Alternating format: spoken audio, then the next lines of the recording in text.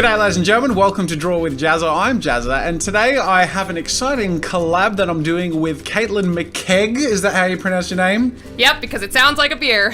Cool. I wish my name was like a beer. I know, I'm Irish, so it kind of fits. It just sounds like a beer, so. That's amazing. For those of you who don't know Katelyn, she has an art channel where she does awesome character mashup, well actually creature mashups, monster mashups that we're going to do together today.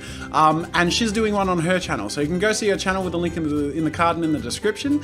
But in this video, she's going to be assigning me 3 animals or creatures that I'm going to take and turn into a monster, which should be interesting, and I'm really looking forward to it. All right, hit me. You know, you're from Australia, and Australia has some amazing biodiversity.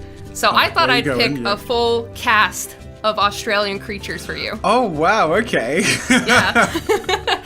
So first off is... Hey, hang on. If you've picked a platypus, I'm going to be mad because that's basically like 3 creatures in one. You have, haven't you? No, I promise. I didn't pick the platypus. It was tempting. Because that would be cheating. Because that's like right. It's like here's a monster mash with another monster mash. Exactly. It's not fair. I almost did, but no. I got some better ones for you. First off, it's basically a living dinosaur, and it's an amazing bird. So first one I have for you is the Cassowary. Ah, they're horrifying. But they're pretty amazing too.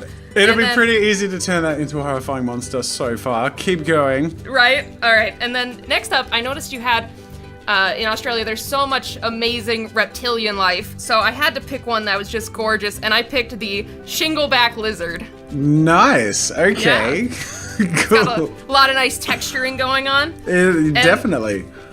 And then finally, I'm glad you brought up the platypus because this one is somewhat related to the platypus because it's one of the few mammals that lays eggs, and it's the echidna. This is gonna be interesting. Yeah. So we're not constrained to the proportions of the creatures we're assigned, but the attributes of the creatures we're using and designing a horrifying monster. Correct. Is that correct? Yep. Okay. Awesome. I'm pumped. This should be both a challenge and a fun experience. I'm excited. So we're gonna divide. You and I are gonna just split up now, end the Skype call, and make a creature, and we're gonna reconvene in a couple of hours and have a reveal. I guess this is goodbye for now, Katelyn. Yeah. I'll see you in a couple hours. Sounds good.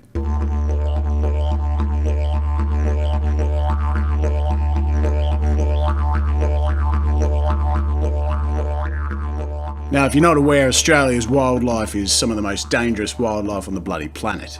If you haven't seen our spiders and snakes, you'd be best not looking, because you won't be able to sleep for the next few bloody years. But lucky for you, you've got an experienced guide here in the form of your old mate Jazza, and we're going to take a look at some Australian wildlife and discover a horrifying Australian creature, even more terrifying than the wildlife we already bloody have. And that's a big call. Alright, so we have here the 3 creatures we were so graciously assigned. We have here on the left the Cassowary, or as we call them in Australia, the Cassowary dingy-doos. In the middle here we have the shingleback lizard. Some people think it's called the shingleback lizard because of its feet or face, but actually it's because of the shingle-shaped scales on its back. And then we have the little echidna, which has a defense mechanism of looking bloody adorable at the front and being bloody horrifying and painful for you at the back, which is a nice little addition there. I'd say the echidna is almost the definition of Australian wildlife.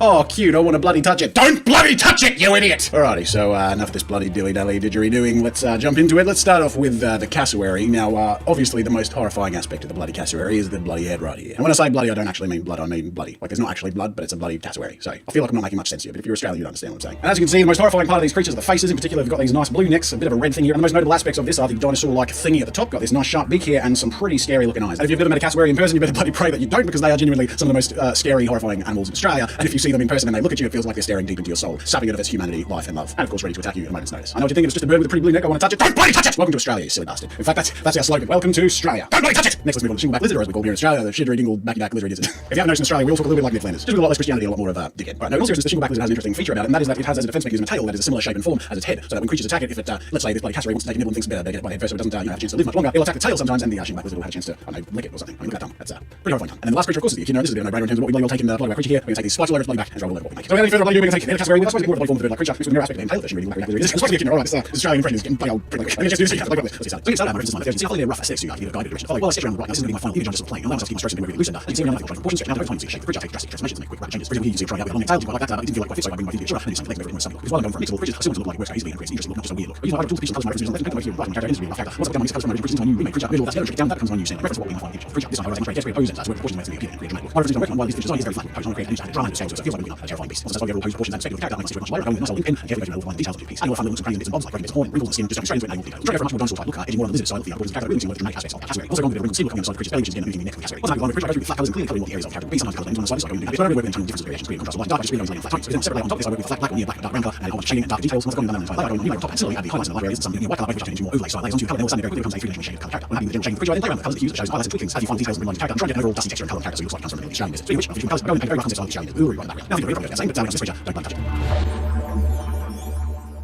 Alright, yes, so this is what you gave me, the Cassowary, the shield lizard, and the kidnap. Alright, you ready? I'm pleased to present to you the Cassowary. Oh my god, that's so good. So this is the Cassowary kidnap lizard. I couldn't finish back in the name, I thought the design works, it's not Charizard. And then I had a revelation, I realised that the Charizard, the design is like Charizard. And I also realised that Charmander is like a Salamander. Yeah, it's wow. I feel like oh, I mean, follow me on, sir. It's like, as you tell me, the head, mostly the head Cassowary, mostly the lizard have something the thickness, less of it. Capture the spice of the echidna, and the body was so mixed between echidna and Cassowary, and I like the colours of Cassowary. I found that big. That's really cool. I was like, I was thinking about a certain color in my head, I never realized it. What did you imagine? I was thinking more like sitting with the bird bite, and then have like the spine wings. Yeah, I was thinking about something monster enough. I want to feel like you can crush like cars and thousands of them. Yeah, I love it. But not because Katelyn has a real channel, so listen to the description. Once again, check it out. She's also Australian, and it's super fun, and you know, I've done a video just super awesome community. So thanks so much for filming. Yeah, thanks so much. Until next time. See you later. Bye. Check out my channel, see more videos. Check out my shop, video courses, and more. There's not even my channel there. You also check out my behind the scenes, daily channel, daily Jazza. That's it. Until next time, I'll see you later.